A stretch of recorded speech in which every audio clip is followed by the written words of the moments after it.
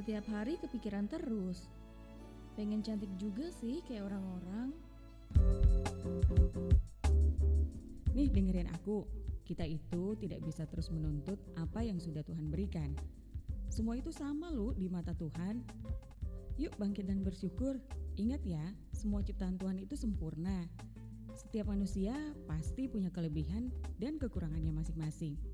Coba deh untuk terus bersyukur dan love yourself mulai dari sekarang.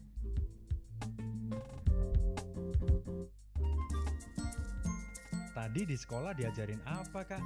Banyak ya, aku juga belajar tentang bagian tubuh dan fungsinya. Wah, asik dong. Tapi ingat, selain mengerti bagian dan fungsi tubuh, kita harus merawat dan menjaganya juga loh. Maksudnya gimana sih, Bu?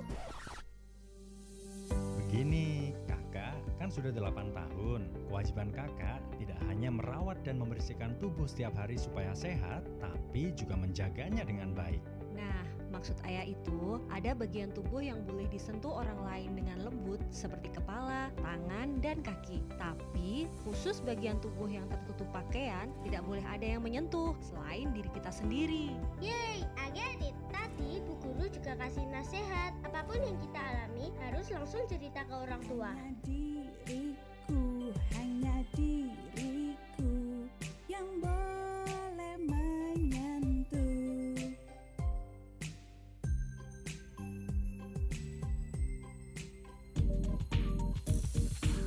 Hai kau yang bisa selalu buatku jatuh cinta, kan ku berikan hati ini tanpa kau pinta.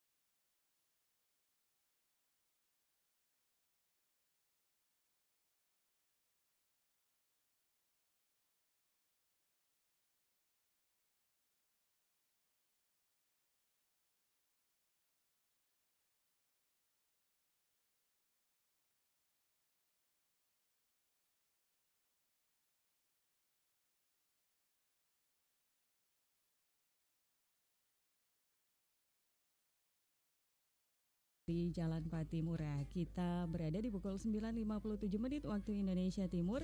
Kami ucapkan selamat pagi dan selamat beraktivitas bagi Anda yang menjalani aktivitasnya di edisi hari ini, Kamis 2 Maret 2023. Dan kita jalan pukul 10 waktu Indonesia Timur. Sesaat lagi pendengar, kami mengajak Anda untuk menyimak dan juga mengikuti siaran berjaringan Korwil Nusantara 1 Papua di Gerakan Membangun Papua. Dialog GMP di edisi hari ini akan dipandu langsung oleh presenter Maria Numberi. Dari kawasan Jalan Patimura, tetapkan kebersamaan Anda hanya di program 1 RRI Serui, informasi dan inspirasi.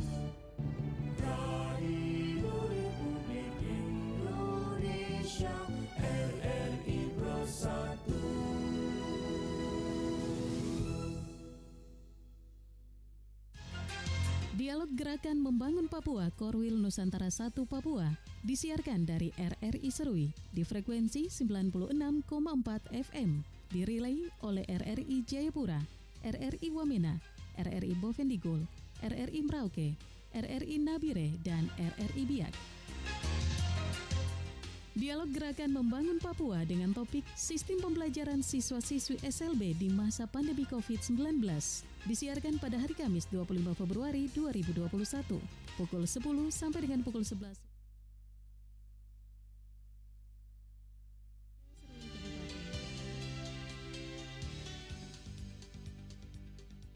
Ikuti dialog interaktif Gerakan Membangun Papua Pro 1 RRI Serui 96,4 FM.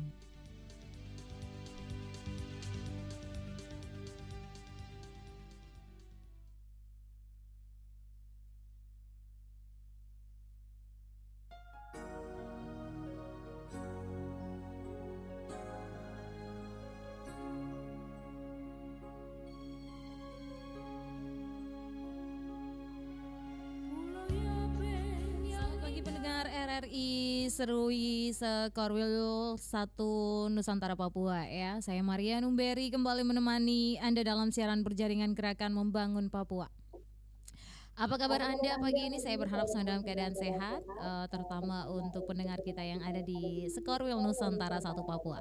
Topik kita pagi ini dialog Gerakan Membangun Papua, yaitu peran Perindakop membangkitkan ekonomi kreatif melalui UMKM di Yapen. Pendengar, siaran GMP pagi ini dirilai oleh RRI Sekorwil Nusantara 1 Papua, yaitu RRI Jayapura, Wamena, Nabire, Biak, Merauke, dan juga Bovendigul. Selamat pagi untuk pendengar kita yang ada di sana dan yang sudah merilis siaran Gerakan Membangun Papua bersama kami RRI Serui. Pendengar, terkait dengan topik dialog kita Gerakan Membangun Papua, yaitu peran Perindakop membangkitkan ekonomi kreatif melalui UMKM Yapen.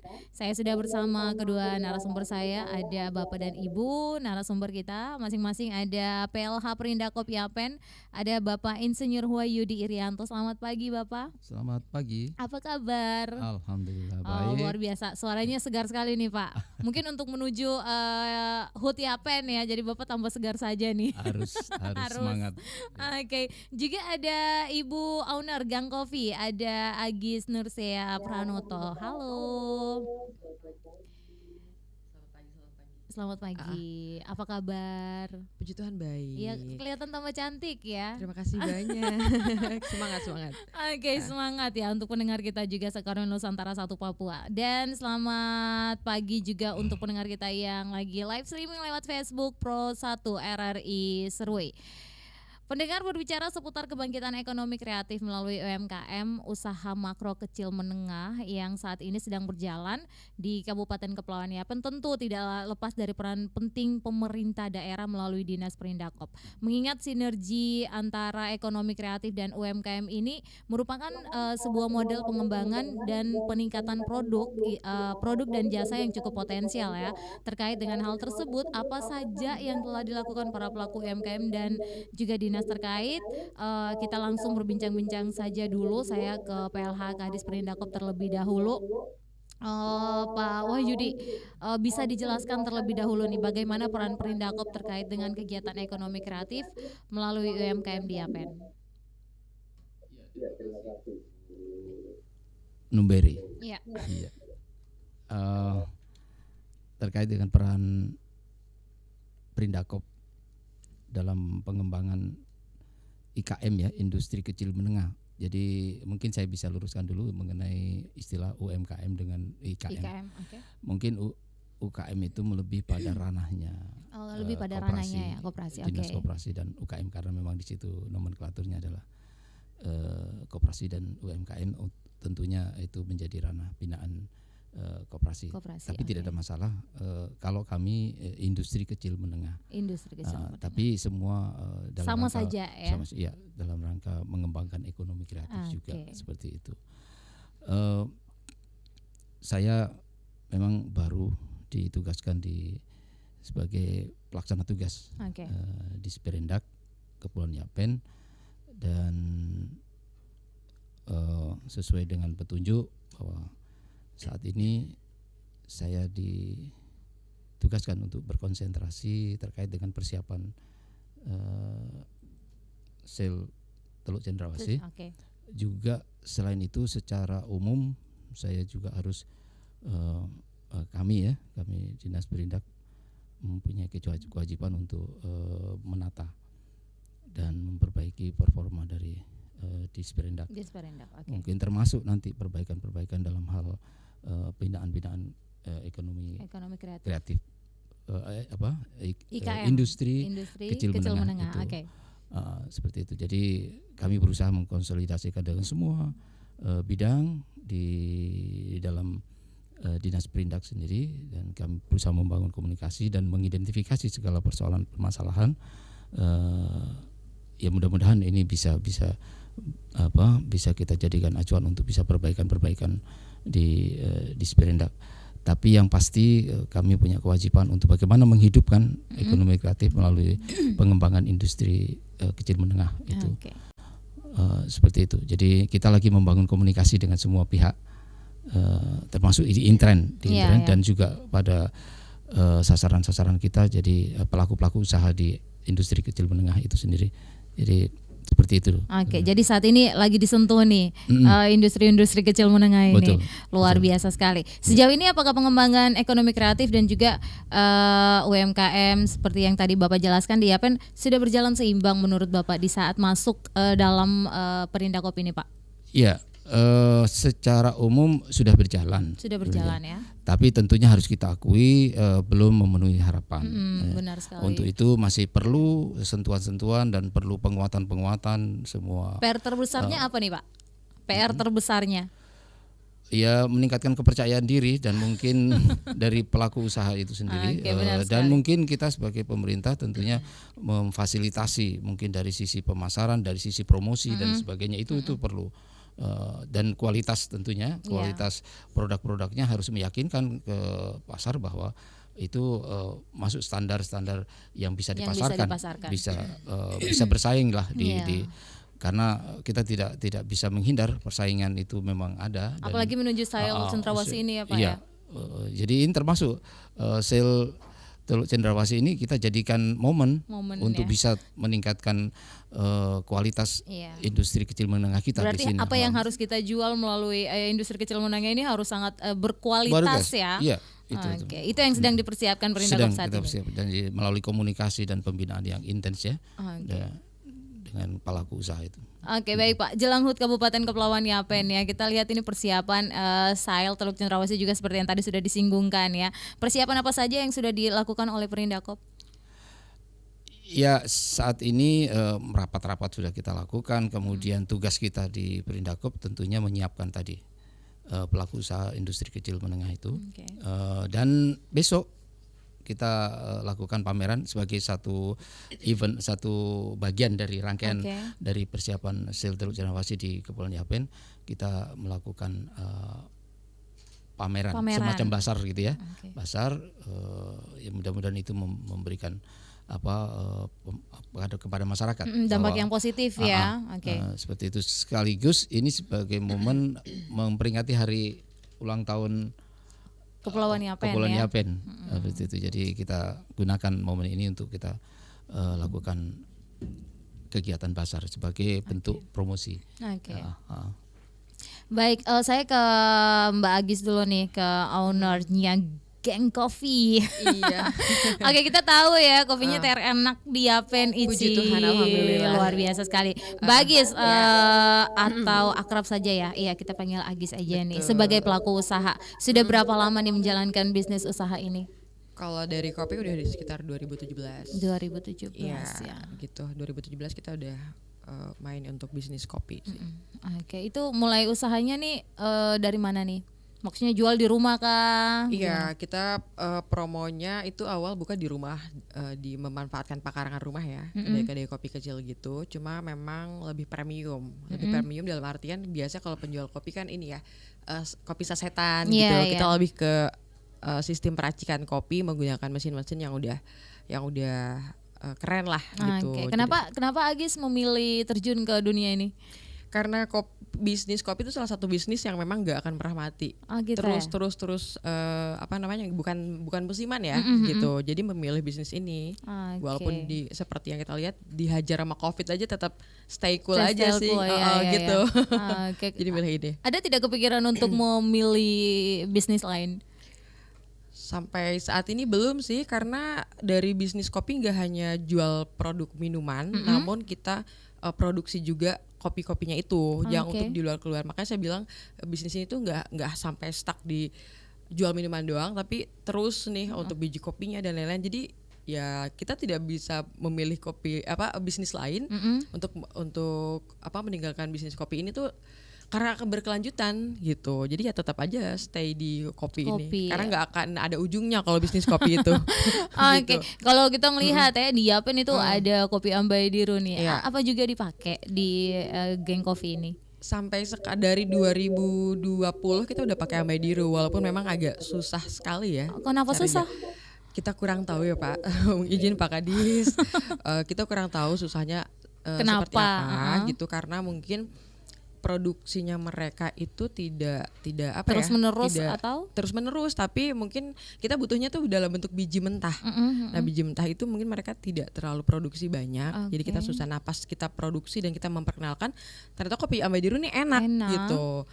Nah, tapi produknya banyak. Dikit gitu. Iya, itulah. Nanti mungkin bisa diizinkan. Ada Pak Kadis di sini ya. Nanti kita bicarakan ya. Gitu. Tolong bantu kami. Iya. Tapi ini juga kayaknya terkait dengan Dinas Pertanian juga ya. Mungkin nanti bisa, mudah-mudahan Bapak dong ada pantau RRI ya. Jadi dong bisa tahu. Pelaku usaha dapat 1 hektar gitu. Iya, amin ya. Oke, soal pemilihan nama tempat usahanya Mbak Agis ini, mengapa memilih nama Geng Coffee dalam bisnisnya?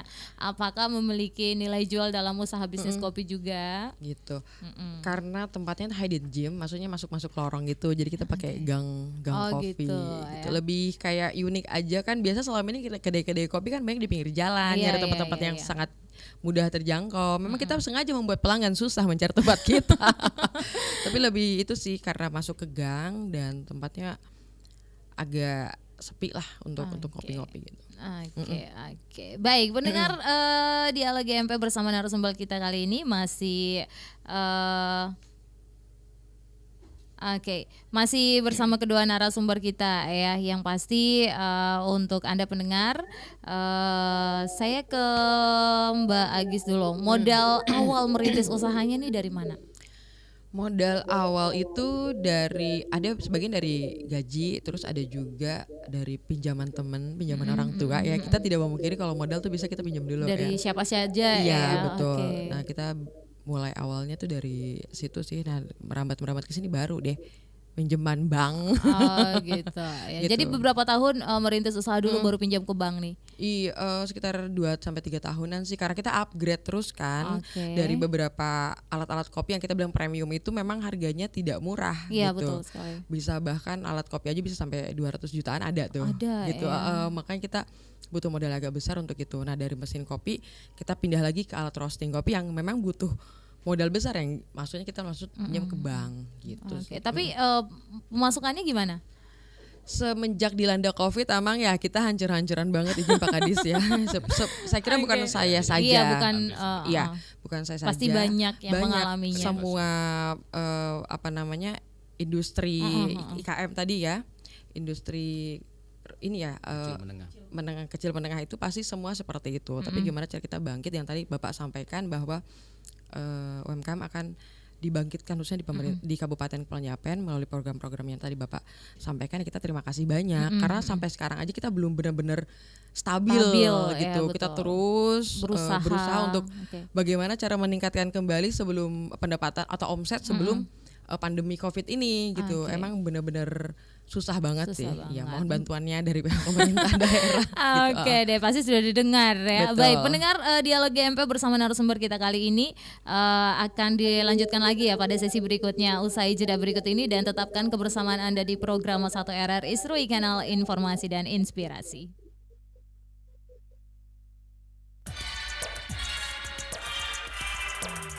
Pro 1, kanal inspirasi.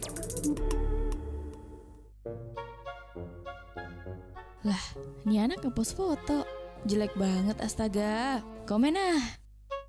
Jangan sok cantik deh. Badan kayak gentong, muka jerawatan. Ngapain dipamerin di sosmed? WK. Dah ah, mandi dulu. Ntar telat ke sekolah. Dia datang. Mana? Itu dia. Yaudah, diam. Ninda, kamu kok jahat banget sih jadi orang? Lah, memangnya saya ngapain? Saya aja baru datang. Kamu tuh ya, sering banget komen-komen jelek di sosmednya Mita.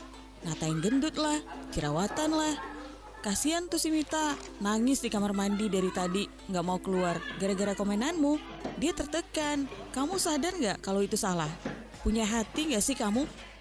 Loh, itu kan cuma candaan. Jangan baper dong. Jangan baper, kalau nanti dia bunuh diri gara-gara komenanmu, gimana? Mau tanggung jawab kamu? Hah? Sahabat, bijaklah dalam bermedia sosial. Jangan sampai jempol kita jauh lebih cepat daripada pikiran kita saat berhadapan dengan media sosial.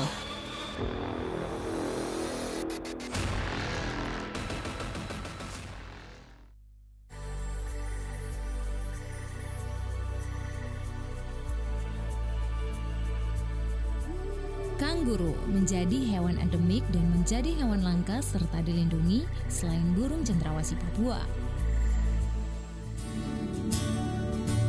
Kanguru khas Indonesia, hidup di hutan Papua, dikenal dengan nama kanguru pohon mantel emas. Kanguru ini memiliki bulu yang tebal dan warna bulu yang coklat keemasan.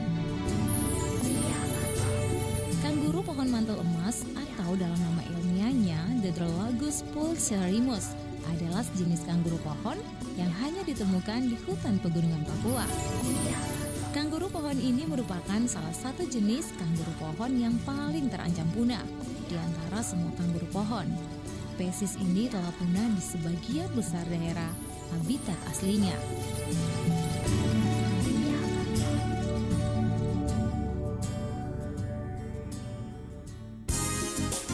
Pro 1, kanal inspirasi.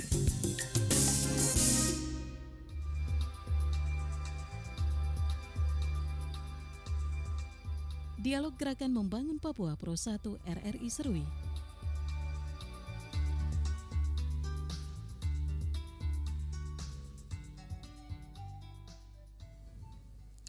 Pendengar, kembali lagi dalam dialog GMP Gerakan Membangun Papua bersama kedua narasumber saya. Bagi Anda yang ingin bergabung untuk memberikan pertanyaan maupun saran, kami buka line telepon di 0983329999. Saya ulang, di 0983329999 atau Anda dapat mengirimkan pesan via WhatsApp di nomor 0812-4375-0435. Saya ulang 0812-4375-0435. Dan saya kembali ke Pak Wahyudi dulu nih. Sejauh ini Pak Wahyudi, apakah ada data dari pelaku ekonomi kreatif dan pelaku UMKM di Dinas Perindakop atau IKM ini, Pak? Ya, sampai dengan tahun 2022 binaan IKM kita itu sejumlah 530 IKM. 530. Iya, terdiri dari ada macam IKM air minum dalam kemasan, itu atau isi ulang ya, itu 21. Kemudian fotokopi, kemudian penjahit, mebel ada 30, kemudian makanan dan minuman itu ada 78. Lumayan banyak ya Pak. Terus ada bengkel, ada minyak sehat itu VCO, itu bahkan sampai sudah ada di Tindaret ada 30. Kemudian di Yobi ada 30 binaan kita 30 orang ya. Nah, kita berharap itu OAP, itu bahkan OAP masyarakat asli Papua yang kita bina, dan mudah-mudahan dengan binaan yang itu mereka akan menghasilkan produk-produk VCO yang berkualitas. Itu yang kita harapkan. Jadi mudah-mudahan nanti dalam pameran ini juga nanti ada dihadirkan juga seperti itu. Oke, sejauh ini dari 500 itu berjalan semua Pak, atau ada yang berhenti atau stuck begitu? Iya, sejauh ini memang itu baru data ya. Saya belum sempat sampai terjun langsung untuk melihat mereka. Gitu. Tapi rencananya dalam minggu ini kami akan cek kembali seperti itu. Tapi berdasarkan informasi sementara dari Kabid, itu jalan. Walaupun mungkin jalannya yang tadi yang saya agak dari awal saya sampaikan situasional. Kadang-kadang bergairah, kadang-kadang tidak gitu. Tergantung situasi. Dan mungkin efek dari COVID juga masih belum tuntas semua. Belum move on ya, belum bisa move on. Tapi dengan tadi yang saya bilang pembinaan yang intens, saya kira kita membangkitkan semangatnya dan kepercayaan dirinya bahwa ayo kita bergerak lagi ya, gitu. Luar biasa sekali Perindakop Kepulauan Yapen. Ada tidak bantuan ini dari Dinas bagi pelaku ekonomi kreatif? Tadi kan sempat disinggung Bapak jenis UMKM seperti apa nih yang mendapat bantuan dari Dinas Perindakop sendiri Pak? Jadi untuk tahun ini ya, untuk tahun ini sesuai dengan APBD 2023 kita sesuaikan dengan yang saat ini momentum STC. Tentunya sudah sepakat bahwa yang akan kita tampilkan adalah produk-produk unggulan kita saat ini di momen SDC ini adalah kopi dan mungkin rumput laut di sektor perikanan, juga baramundi seperti itu. Dan untuk di kopi ini juga di rumput laut kita sudah menyiapkan peralatan-peralatan untuk proses produksinya. Kopi di sini kami juga ada peralatan-peralatan yang nanti akan kita bagikan kepada pelaku-pelaku UMKM ini ya, mulai dari proses pengupasan basah, kemudian kering, roasternya, kemudian sampai bubuk, bahkan seperti itu. Jadi nanti kemasannya juga, jadi kita juga sudah siapkan di ini. Oke, Pak Wahyudi, tadi kan Bapak sempat menyinggung ya tentang memberikan bantuan. Ada tidak maksudnya kendala-kendala di dinas terkait sendiri untuk memberikan bantuan kepada pelaku IKM di Yapen ini, seperti mungkin kendala dana dan lain sebagainya. Seperti kita lihat ya, bukan permasalahan di Yapen saja, tapi di luar Yapen juga seperti itu. Bagaimana Pak Wahyudi melihat ini? Kalau kendala dana tidak ya, saya kira pemerintah daerah sangat responsif terhadap apa yang menjadi kebutuhan pengembangan IKM itu sendiri. Cuma kita sendiri mungkin harus, memang itu yang tadi menjadi tugas saya ketika saya diberikan tugas tambahan sebagai pelaksana tugas di ini, bahwa identifikasi, kita melakukan identifikasi siapa yang memang perlu dan benar-benar itu yang kita perlu prioritaskan ya. Kita perlu ada semacam ketentuan atau syarat yang pasti bahwa orang ini layak memenuhi syarat untuk harus dibantu karena prospeknya seperti apa, harusnya seperti itu. Okay. Jadi mungkin itu yang perlu kita perbaiki. Walaupun sekarang walaupun bantuan-bantuan yang lalu sudah jalan, cuma setelah dianalisis tidak optimal. Nah, tidak optimalnya kenapa? Ternyata ada hal-hal yang yang kurang pas ketika menentukan itu.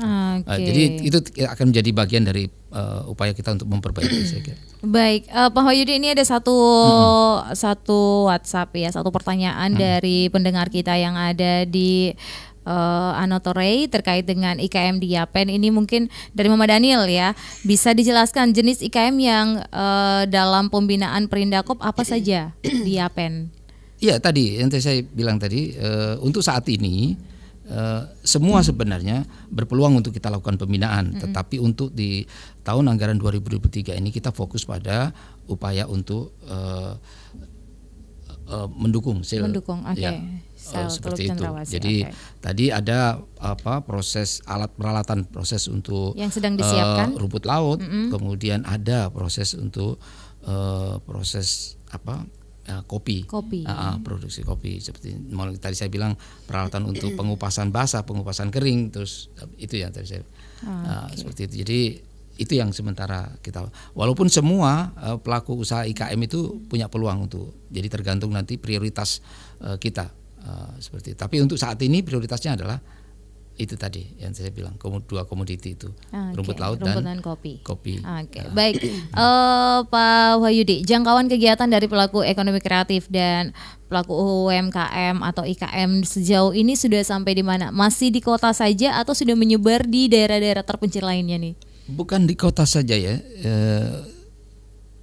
Memang kita juga lihat peluang juga. Jadi efektivitas dari program binaan kita seperti apa. Macam di Yobi, itu kita sampai ke sana. Kemudian di Tindaret, kita tahu peluang di sana kelapa banyak, sehingga kita berusaha fokus bagaimana meningkatkan kualitas produk VCO-nya seperti itu. Yang tadi minyak sehat itu maksudnya minyak sehat dari kelapa itu. Mudah-mudahan mereka dengan produksi yang lebih meyakinkan, kita akan carikan pasar. Kita carikan pasar dan pasar sangat banyak. Itu yang saya mau menyinggung juga nih Pak, untuk masalah pasarnya. Jangan sampai mubasir ya. Kita juga tahu itu. Jadi kita juga kan orientasinya bagaimana usaha yang mereka lakukan, usaha yang mereka kembangkan adalah usaha yang bisa menghidupi mereka dan keluarganya. Oleh karena itu pasar harus kita yakinkan bahwa memang harus ada. Seperti itu. Sejauh ini ada tidak produk dari Yapen yang sudah keluar? Sudah. VCO seperti apa? VCO. VCO salah satunya. VCO sudah. Bahkan rumput laut mungkin lagi dirintis ya. Rencananya nanti di launching Oktober nanti. Itu nanti kita akan berdasarkan informasi dari Kadis Perikanan, kita akan mengirim satu kontainer kalau tidak salah ya, untuk rumput laut yang sudah siap diekspor. Baik, saya ke Mbak Agis dulu nih. Tadi Bapak bilang mau keluar nih. Ada tidak terpikir untuk mau bikin mungkin di Biak, di Jayapura kayak begitu? Untuk pengembangan bisnis dari Mbak Agis sendiri, Geng Coffee ini. Kalau untuk pengembangan bisnis saya rasa udah, karena kita mengirim beberapa biji kopi yang Mbak Diri udah ke Biak, Warope, Nabire, Jayapura juga kita udah kirim. Wow, luar biasa. Begitu. Cuma kembali lagi yang saya bilang, mereka minta berapa, kita cuma bisa berapa ya. Itu padahal permintaan banyak sekali. Bisa sebulan tuh sampai berapa puluh kilo. Mungkin saya bisa nanggapi. Boleh silakan Pak. Tadi kalau tidak salah ada pertanyaan dari Bu Agis tadi ya, mengenai produksi kopi yang kita harapkan kita butuh sekian ada gitu kan. Betul. Ternyata memang itu memang kita tidak pungkiri. Kalau soal rasa kita tidak kalah lah ya. Tetapi soal produksi memang itu yang menjadi kendala. Jadi saya kebetulan juga mantan Kepala Dinas Pertanian dan saya tahu persoalan di sana. Jadi kita terus melakukan penyuluhan atau pembinaan, pendampingan terus sehingga mereka bisa melakukan perubahan terhadap budaya berbudidaya seperti itu. Jadi dalam hal itu tuh masih sangat jauh dari standar sehingga jujur saja, kenapa produksi rendah? Karena memang perawatannya yang kurang intens. Ya. Di sana sebenarnya pemangkasan atau apa itu yang bisa merangsang produksi meningkat itu yang kurang dilakukan. Ya lagi-lagi mungkin ketelatenan juga ya. Sebenarnya kita berusaha juga, tapi yakin saja bahwa masyarakat petani, maksudnya petani kopi di Ambediru memiliki pelan-pelan akan memiliki kesadaran betapa pentingnya merawat kopinya sehingga produksinya akan meningkat. Iya, tapi ini memang juga butuh bantuan dari dinas terkait saya untuk kira, selalu memberikan pendampingan. Betul, karena ada penyuluh juga di sana. Jadi kita berusaha mendorong. Pemerintah juga sudah memberikan fasilitas juga ya.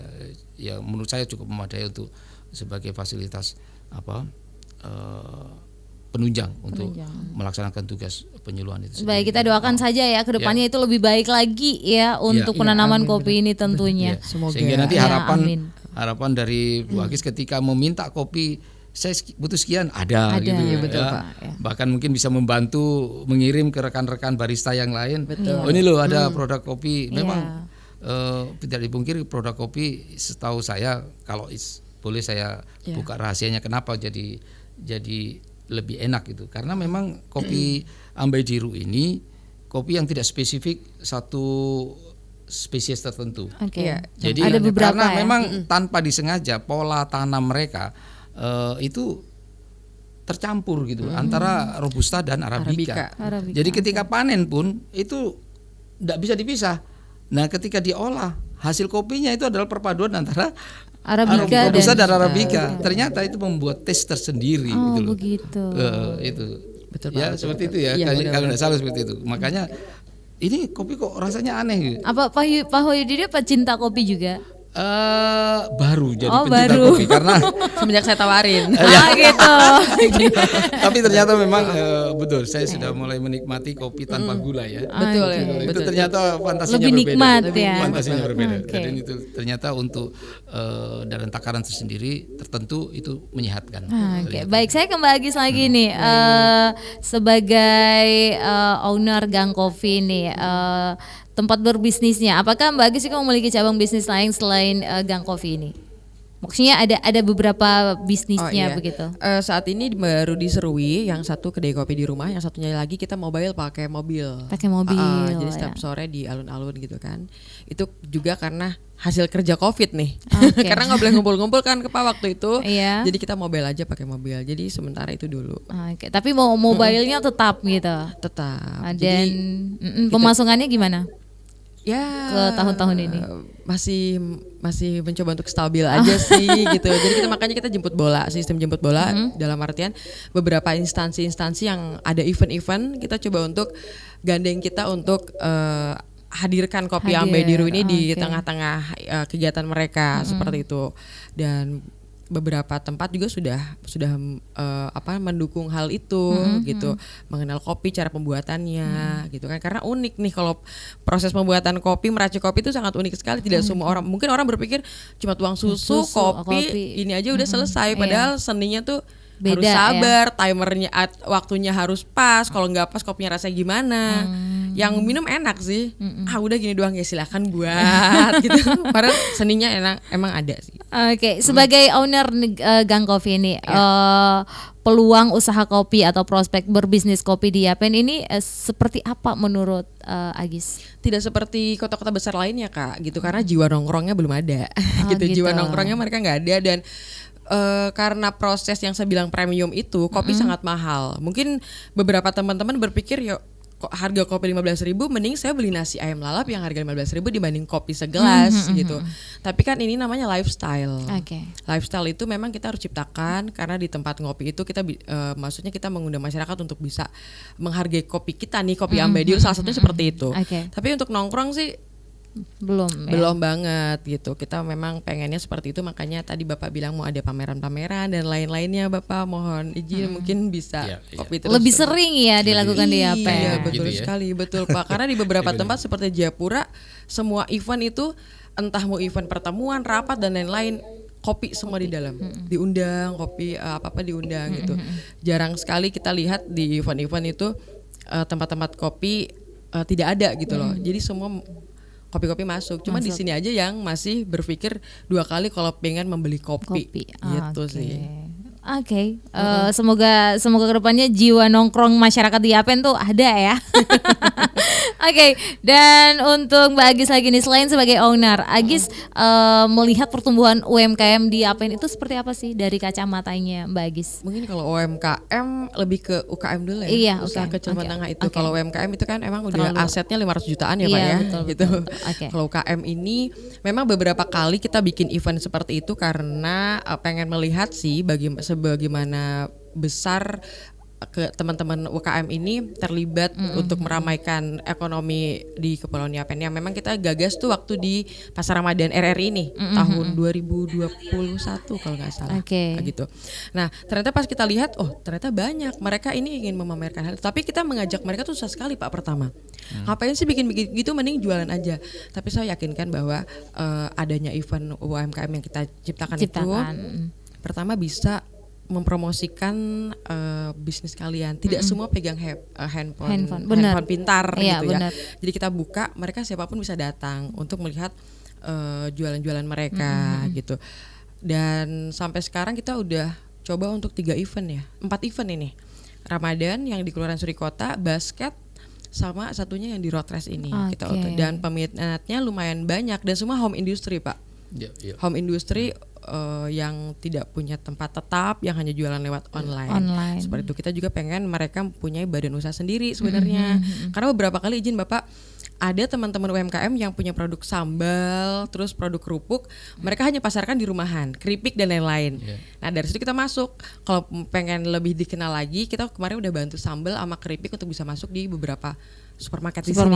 Ya lewat PTSP dan lain-lain. Dan puji Tuhan, dengan produk mereka kita pamerkan itu di UMKM itu dikenal dan kita bisa bantu mereka untuk masuk ke beberapa supermarket. Jadi usahanya tuh berkembang gitu. Masuk lagi dengan ekonomi kreatif masuk ya Pak ya, karena kan ekonomi kreatif, kreativitas dan informasi yang harus dipadukan. E-commerce-nya jalan juga. Nah gitu. Kalau Ambadiru dan Rumput Laut saya nggak tahu e-commerce-nya udah ada belum untuk itu marketplace-nya gitu untuk berjualan itu. Beberapa teman-teman yang sangat antusias sekali nih dalam untuk ekonomi kreatif ini yang kemarin dilaksanakan. Kalau ekonomi kreatif itu kan ada beberapa banyak ya Kak, fashion musik dan lain-lain kan. Kalau untuk kayak home industry online makanan itu kita udah data 120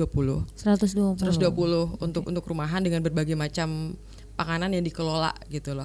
Dan sangat disayangkan karena masih para pendatang lah yang itu. Jadi kita pengennya nih makanan-makanan lokal untuk bisa berkontribusi juga. Kayak di mobil kita pengen ada yang jualan sagu juga. Cuma ya kembali lagi gitu, kita harus membantu mereka untuk mempromosikan barang-barangnya mereka dengan sekreatif mungkin gitu. Jangan cuma dibungkus biasa aja. Ya pengennya seperti itu sih. Cuma kurang sekali Kak kalau untuk ini ya, asli makanan lokal Papua itu belum terlalu banyak. Paling rumput laut aja Mbak, rumput laut gitu-gitu aja sih. Itu pun masih terbatas. Mungkin masih terbatas ya Pak. Masih terbatas ya. Saya baru mau tanya ke Pak Kadis. Bagaimana dengan ide-ide yang tadi sempat disampaikan oleh Mbak Agis nih untuk Perindakop sendiri melihat ini? Iya, saya kira apa yang disampaikan Ibu Agis saya kira menjadi inspirasi kita juga. Dia masukan juga buat kita. Bagaimana mengoptimalkan peran kita untuk bisa membangkitkan semangat para pelaku usaha tadi ya, memiliki kepercayaan diri. Jadi memang nampaknya event-event yang berbau exposes pameran itu harus dimasifkan kayaknya ya, harus di ini ya. Kadang-kadang masyarakat kita lah gitu. Mungkin ya tadi termasuk bahwa ada event-event mungkin kaitan dengan pemerintah, mungkin sebaiknya dilibatkan, dijadikan satu bagian dari kegiatan itu sehingga tanpa disadari kita secara tidak langsung sudah ikut membantu mempromosikan dan itu harus terus menerus sehingga dari pelaku usaha akhirnya tumbuh kepercayaan diri bahwa saya ternyata bisa, usaha ini punya prospek loh, ternyata punya hal yang bisa dijadikan kehidupan gitu ya. Benar sekali untuk seperti menghasilkan itu. uang karena menghasilkan ya. gitu. Baik, itu yang Baik Pak Wahyudi, ada dari Bapak Lukas di Jalan Bobo. Ini mau tanya nih, bagaimana pandangan Pak Kadis dengan peran pihak bank dalam membantu IKM? Ya, saya kira bank sangat penting ya dalam pengembangan, karena ini penguatan modal juga dibutuhkan, apalagi industri-industri yang memang memiliki prospek yang baik. Dan terkadang tidak menutup kemungkinan, tidak menafikan juga bahwa usaha itu agak sedikit tersendat karena kurangnya modal, seperti itu. Padahal prospeknya cukup bagus. Tapi saya yakin bank juga ketika memberikan bantuan atau modal, bantuan modal usaha, itu pastinya juga menganalisis dan sekiranya usaha itu mempunyai prospek baik, saya yakin pasti akan dibantu. Dan sejauh ini ketentuan pemberian modal juga tidak terlalu sulit-sulit amat gitu loh. Jadi saya kira bank juga sangat responsif. Jadi saya kira Bapak tadi? Pak Lukas tidak usah ragu-ragu untuk berkomunikasi dengan bank. Yakinkan saja bahwa usaha IKM yang Bapak kelola itu cukup prospektif, sehingga yakin aja bahwa bank pasti akan memberikan bantuan. Iya. Baik, ini kembali dari Mama Daniel di Noterey. Katanya selamat pagi Bapak Ibu narasumber. Selamat pagi. Katanya ini pertanyaannya untuk Mbak Agis ya. Yapen punya kopi asli Ambai Diru sebagai owner kopi. Kalau dari segi kualitas kopi, apakah Tong punya kopi Ambai Diru ini punya peluang besar untuk dipasarkan keluar seperti jenis kopi daerah lain? Oh iya, kalau mau saya bisa tunjukkan, ini banyak sekali. Kemarin juga dari Indonesia, Wonderful Indonesia lagi pesan sebanyak 300 kilo. Cuma saya bilang maaf, saya cuma bisa kirim 10 kilo. Saya jujur-jujuran aja. Itu pun ya Bapak, benar banget. Karena kita sistemnya gini, kalau kita mau promosi barang, izin Bapak, promosi barang Ambai Diru, beberapa tamu kan ada datang gitu. Kita promo lewat media sosial, itu yang saya bilang e-commerce, penjualan secara online itu ya, secara online itu. Kita kirim sampel dulu tuh, tek kita lempar ke beberapa tempat. Kadang ada yang cocok, ada yang enggak. Nah, salah satunya teman-teman di Jakarta itu sudah banyak yang cocok untuk ambil. Nah, tapi kembali lagi produksinya itu susah. Tapi Pak Wahidi juga bilang Ambai Diru tuh unik karena kemarin itu disebutkan satu-satunya kopi robusta di Papua. Benar. Uniknya karena Yapen ini kepulauan perairan tapi punya gunung juga dan punya kopi. Dan ini yang dikejar-kejar terus oleh teman-teman di luar. Karena emang kopinya tuh sangat enak dan unik gitu loh. Susah menjelaskan juga sih karena emang harus rasa dulu baru ini. Baru bisa. Kita berusaha untuk ini bisa keluar. Ada beberapa teman-teman juga kalau datang dari luar tetap kita titip ya kopi Ambai Diru ini untuk dipromosikan. Tapi setelah kita promosikan dan mereka ketagihan, mereka minta banyak lah. Kita yang bingung Bapak gitu. Kita bingung sampai orang seru sendiri nggak kebagian untuk kopi merasakan kopi Ambai Diru. Betul. Kalau mau rasa boleh ke mobil saya sih. Boleh. Jadi ibu siapa tadi? Ibu Mama Daniel. Mama Daniel, kita harus bangga karena memang sebenarnya kopi Ambai Diru ini bukan hanya tadi yang disampaikan Ibu Agis saja, bahwa sebenarnya ketertarikan mereka terhadap kopi Ambai Diru sudah sangat banyak. Bahkan kopi ini sudah sampai di Jerman loh ya. Wow. Udah di Jerman dan bahkan mereka rata-rata penduduk orang Eropa itu adalah penikmat kopi yang luar biasa, sehingga mereka tahu ketika ada kopi yang agak aneh. Dan dia kategorikan, mungkin yang aneh juga kategorikan di Yapen ya. Termasuk Yapen, dia agak berbeda. Dan saya tanya perbedaannya apa? Lebih enak, lebih fantastis gitu. Begitu. Jadi itu orang Jerman loh ya, orang Jerman yang memudahkan penilaian itu. Sehingga Ibu siapa tadi? Mama Daniel. Kita harus percaya diri. Nah, tinggal sekarang masyarakat Ambai Diru menangkap nggak ini? Tadi pesanan 300 hanya bisa dilakukan 10 kilo. Waduh, jadi artinya itu. Kalau hanya 1 ton pasti habis lah. Pasti akan terserap.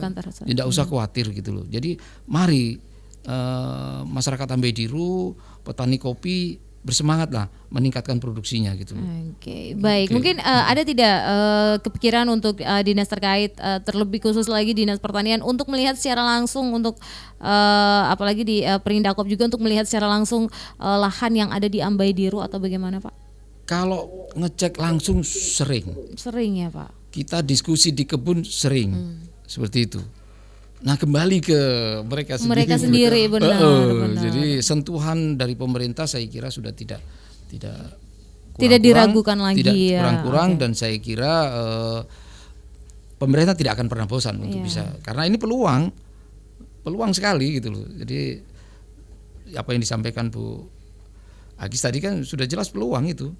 Bahkan kalau andaikan produksinya lebih sampai ini, bisa jadi saya akan menghubungkan kalau sampai ke Eropa oke lah.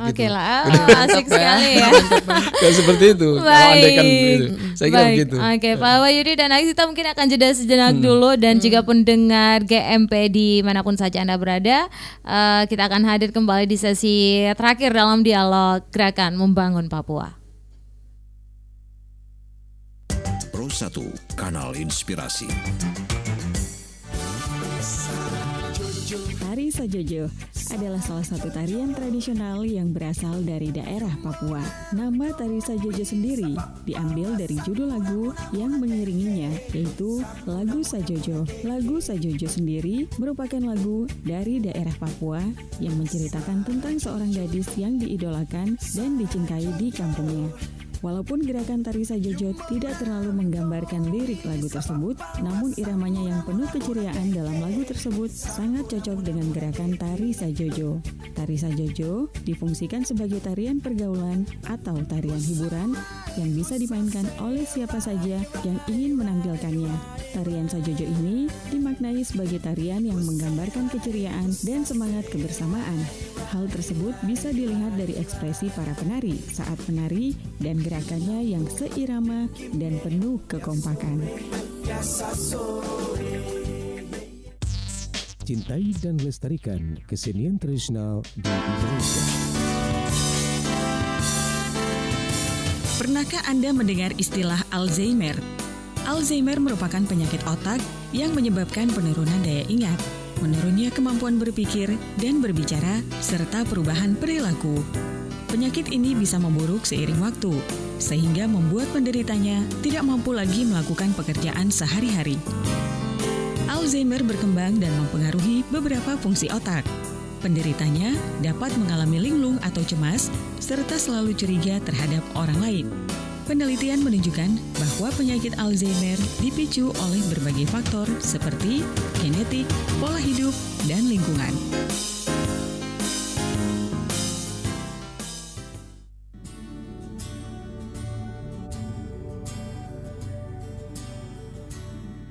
Papua adalah tanah Indonesia paling timur dengan segala keunikannya. Tak hanya makanan, budaya, rumah, dan pakaian adatnya, hasil kerajinannya pun cukup unik. Salah satu hasil kerajinan Papua yang mendunia adalah noken. Noken merupakan tas unik tradisional Papua terbuat dari serat kulit kayu. Biasanya terbuat dari kayu pohon lenduam, pohon nawa, atau anggrek hutan. 250 suku di Papua menggunakan noken yang berfungsi untuk membawa barang kebutuhan sehari-hari serta membawa hasil pertanian dan kebun.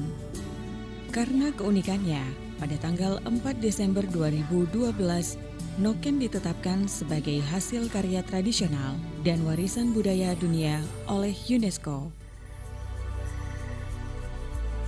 Di balik keunikannya, noken memiliki filosofi yang tak kalah menarik. Noken merupakan simbol kehidupan yang baik, cinta perdamaian, serta kesuburan bagi masyarakat tanah Papua. Pro 1 Kanal Inspirasi.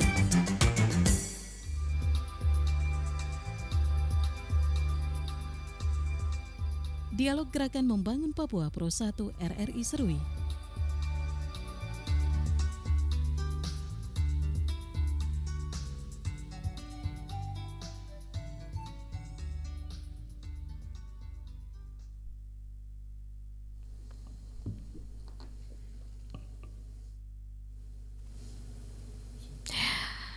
Kembali di sesi terakhir dialog Gerakan Membangun Papua. Pendengar, bagi Anda yang ingin berpartisipasi, saya masih mengajak Anda bergabung melalui telepon di 08332999 atau melalui pesan WhatsApp di 081243750435.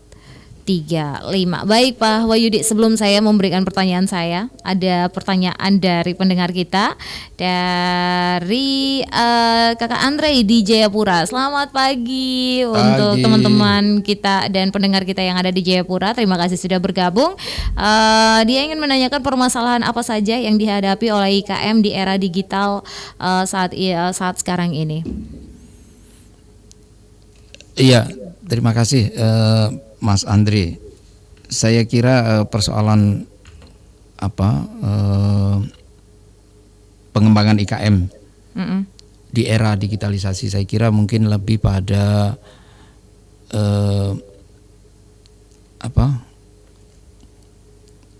familiar tidak dengan peralatan digital ya, itu yang bersifat digital itu ya, mungkin lebih itu. Terus kemudian selain itu juga pastinya untuk di sini ya, untuk saya hanya ngomong di sini lah. Kalau yang di lain-lain saya kira sudah sangat maju dan saya sangat menyesuaikan dengan perkembangan ini. Tapi kalau di Yapen tentunya sebelum sampai ke masalah digitalisasi, tentunya produknya dulu lah, gitu loh. Jadi produknya juga harus kita yakinkan bahwa kontinuitas produknya itu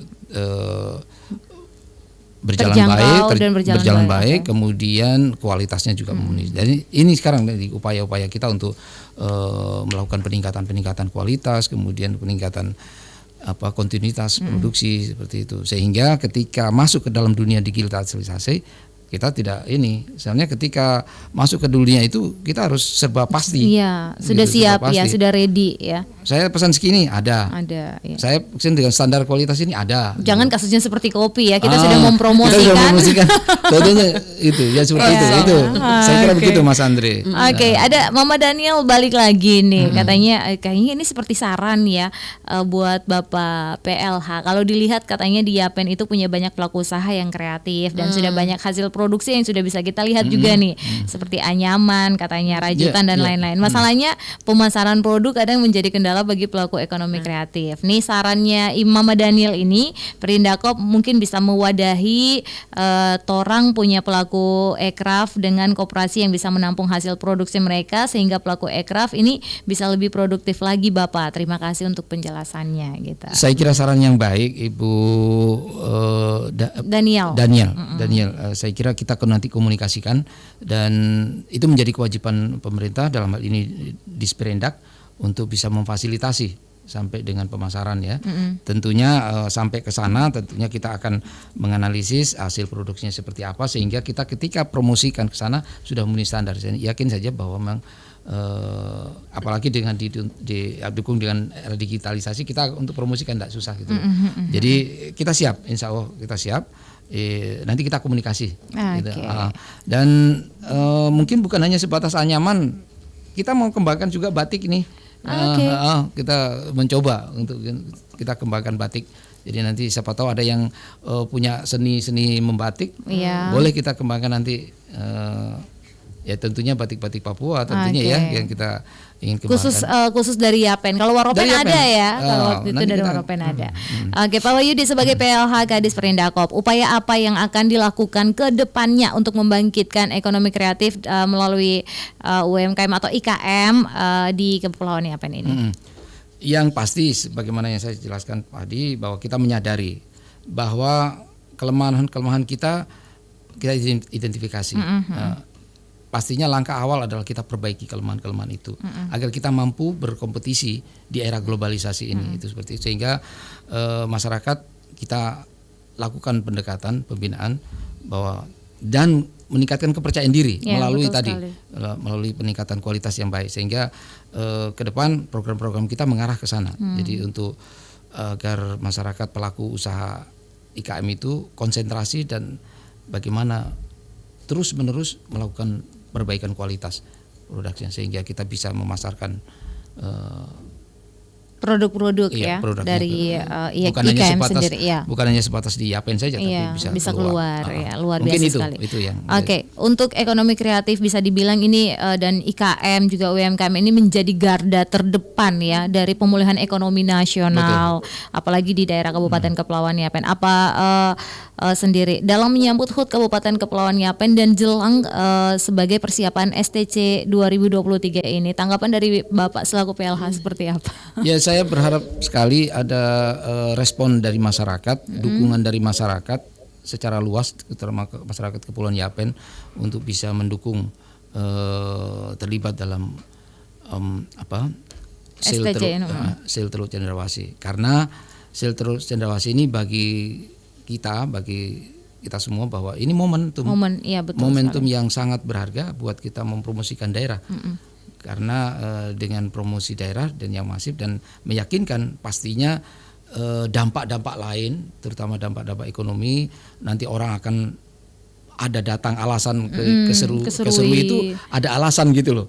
Sama ke Serui bahwa ini wisatanya ada, saya mau datang ke sini karena ada produk tertentu yang menarik. Saya datang ke sini karena wisatanya atau objek ini, sehingga dengan promosi ini kita yakinkan bahwa kita punya nilai jual. Punya nilai jual. Kepulauan Yapen layak dikunjungi gitu loh. Baik. Kegiatan apa saja nih yang sudah dipersiapkan oleh Pemda terkhususnya untuk Perindakop jelang HUT Kabupaten Kepulauan Yapen dan juga persiapan STC 2023 ini, Pak? Ya mungkin ini sekaligus antara STC dengan HUT karena HUT ini kan barengan ya, hampir barengan jalannya. Puncaknya di tanggal 6 Maret dan kami dalam rangka juga sekaligus mengisi STC ini kami mengadakan pameran. Jadi pameran IKM ya. Industri kecil menengah itu. Jadi semua kita undang yang nanti bertempat di terminal baru yang merupakan pasar lama itu. Ya, yang sudah diaspal itu. Sudah diaspal itu. Jadi kami berharap masyarakat bisa datang berkunjung untuk melihat produk-produk IKM yang ada di Kepulauan Yapen dan memberi semangat kepada pelaku-pelaku usaha. Ya kalau bisa membeli. Iya betul sekali ya. Jangan datang cuma lihat-lihat, saya tapi beli. Oke, baik, saya ke Mbak Agis dulu nih, Mbak Agis selaku pelaku owner Geng Coffee dalam rangka pelaksanaan STC sendiri di tahun 2003 ini dan menyongsong HUT Kabupaten Kepulauan Yapen. Seperti apa dukungan dari teman-teman di IKM juga UKM dan saya rasa sebelum ada STC dan juga HUT Kabupaten kita udah sering bikin kegiatan IKM ya, gitu. Betul. Jadi menggabungkan semua teman-teman, bahkan kita mandiri waktu itu kegiatannya gandeng RRI kan waktu itu. Benar. Nah jadi kalau untuk persiapannya mungkin saya lebih meminta program ya, Bapak izin Pak Kadis, program bulanan atau tahunan boleh lah. Jadi kita buat event untuk mengumpulkan seluruh pelaku-pelaku home industry. Yang tadi minta maaf untuk Mama Daniel saya tanggapi. Mama Daniel kita tuh buka beberapa festival atau pameran itu mengundang semua UMKM dan IKM dari berbagai macam ekonomi kreatif, fashion, tas dan lain-lain, tidak hanya kuliner aja. Dan mungkin belum sampai ke Mama Daniel, termasuk acara Road Race ini Pak. Jadi kita membuka semua pameran kreatif, kerajinan tangan, tas dan semua, mungkin tidak sampai ke Mama Daniel, bahwa dari awal kita buat sampai yang Road Race ini kita membuka untuk semua ekonomi kreatif. Oh, tidak daftarnya di mana nih? Daftarnya di mana? Boleh nanti dicatat nomor saya aja juga nggak apa-apa ya. Oke, boleh. Nanti dicatat nomor saya atau tidak langsung nanti kalau mau datang ke pameran UMKM di alun-alun boleh cari aja Agis gitu, nanti biar dikasih nomor handphonenya. Bulan depan kalau nggak April Mei kita akan buat lagi dengan event selanjutnya kan gitu. Syukur-syukur kalau kita bisa digandeng Pak untuk HUT Kabupaten ya nanti. Jadi biar kita turunkan itunya. Menjadi program bulanan untuk itu saya rasa bisa mengembangkan semangat dari teman-teman untuk bikin event seperti ini gitu, bikin event seperti ini dan membangkitkan semangat mereka lagi untuk mengembalikan semangat ekonomi setelah COVID ini. Jadi ada dukungan juga dari bapak-bapak pemerintah untuk bikin hal tersebut. Musik masuk, kuliner masuk, UMKM semua masuk. Keren. Artis lokal dimainin termasuk Kakak Cika kan juga ya. Dimasukin semua. Keren lah. Oke, baik. Gis, menurut Agis nih kan sebagai owner coffee juga Agis suka mengumpulkan teman-teman IKM yang ada di Yapen. Untuk saran kepada mereka dalam STC ini tuh apa? Biar kita lebih seperti tadi Pak Kadis bilang kita harus lebih menjual begitu. Iya.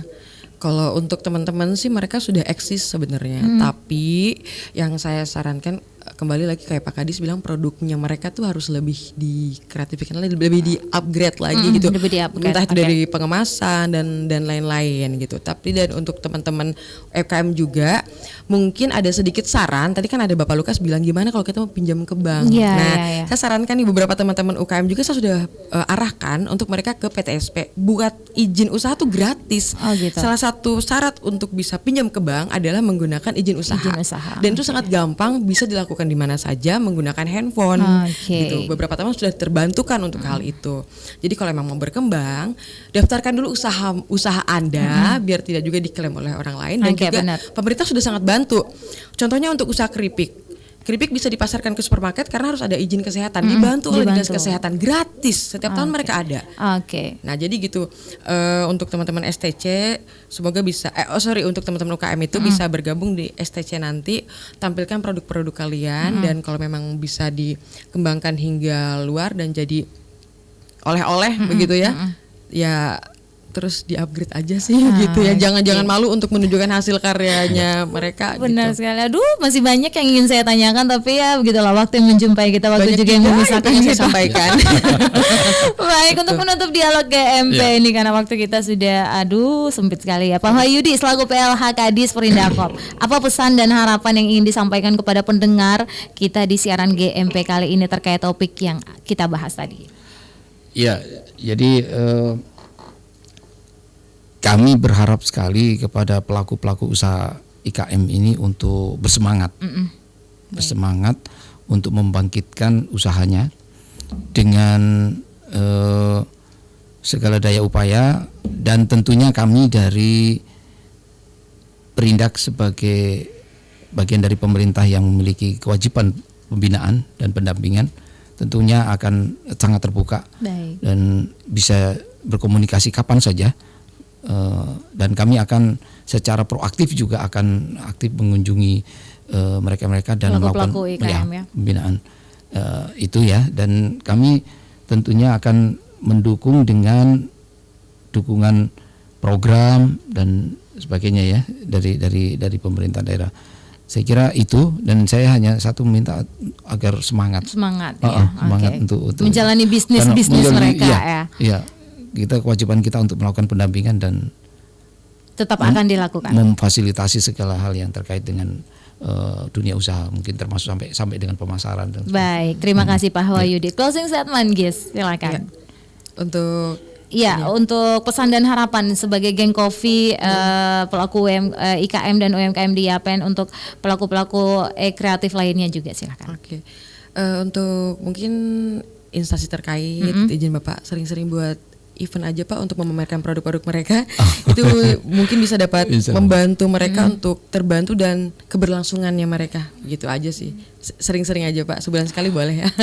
Untuk yang ini saya kira ini hal yang baik karena memang pelaku-pelaku usaha butuh keyakinan, benar sekali. Butuh kepercayaan diri. Saya kira tugas pemerintah untuk memfasilitasi itu. Saya kira kalau soal event apa yang secara rutin, saya kira nanti kita akan bicarakan, kita bahas, jadi kita sesuaikan dengan kemampuan dan kita akan sampaikan ke pimpinan karena ini ide yang bagus untuk bagaimana toh masyarakat juga yang kita hidupkan. Dan efek dari hidupnya ekonomi di masyarakat pasti berefek pada hal yang lain. Saya pikir menjadi kehidupan yang baik buat kabupaten ini. Baik, benar sekali. Yang pasti hal-hal baik kita doakan akan menjadi baik ya. Baik, pendengar GMP, demikian dialog Gerakan Membangun Papua Korwil Nusantara 1 Papua edisi hari ini Kamis 2 Maret 2023 bersama kedua narasumber saya. Terima kasih banyak sudah berkenan hadir dan berbincang-bincang di studio program 1 RRI Serui. PLH Perindakop Kabupaten Kepulauan Yapen, Insinyur Wahyudi Irianto, dan owner Geng Coffee Mbak Agis Nursia Pranoto. Terima kasih banyak. Kami juga berterima kasih kami sampaikan kepada pendengar yang sudah berpartisipasi dalam dialog ini. Terima kasih kepada RRI Programa 1 Sekorwil Nusantara 1 yang sudah merilai siaran kami. Akhirnya saya Maria Numberi mewakili kerabat kerja yang bertugas. Kita bisa dan akan bersua kembali pada kesempatan lainnya. Selamat siang, sampai jumpa. Pro 1 Kanal Inspirasi.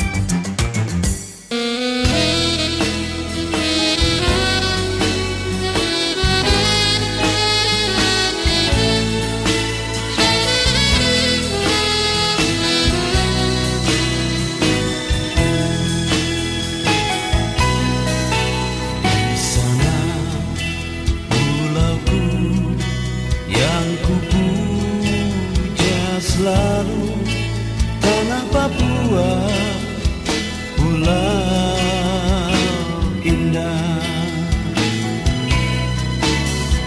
tanda lautmu yang membisu selalu.